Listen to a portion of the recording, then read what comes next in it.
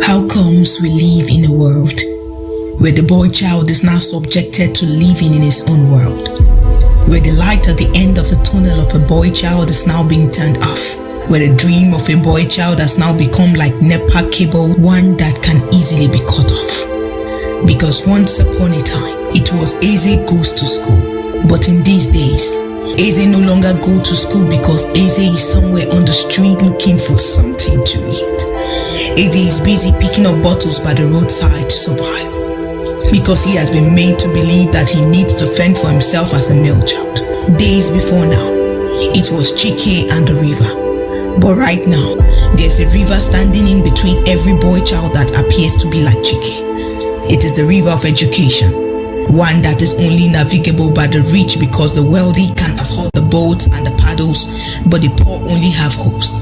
This hope is not enough to withstand the of insecurity and uncertainty that befalls our country. So who will be that voice? Who will be that voice to tell the world that though the boy child has inbuilt 6 packs, he also deserves a backpack for school? Who would be that voice?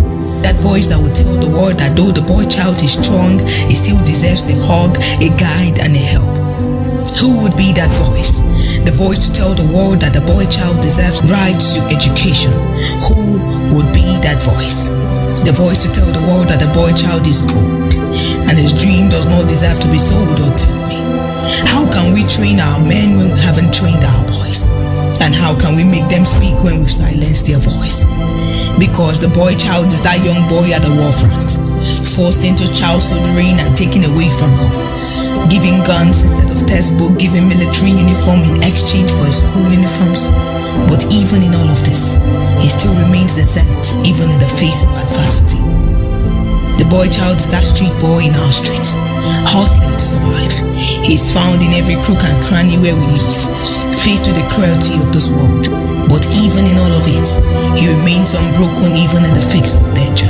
The boy child is that young man who has become a father too soon, who after the death of his parent decided to take the responsibility of taking care of his siblings, abandoning his own dreams just to see the dreams of his younger ones come alive.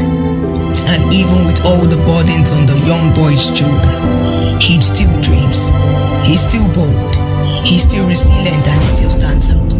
So to every boy child listening to this, feel free to dream.